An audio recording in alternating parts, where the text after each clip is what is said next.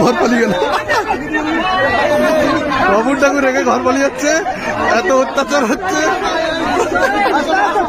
পালিয়ে গেল, ও বিয়ে করবো না, ঠাকুর পালিয়ে গেল।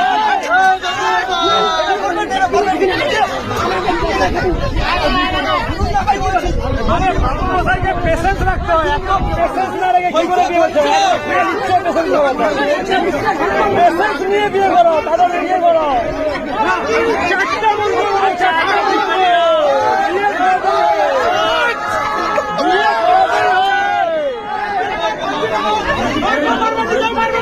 বিয়ে করাতে হবে, বিয়ে না করালে তোকে ছাড়া হবে না।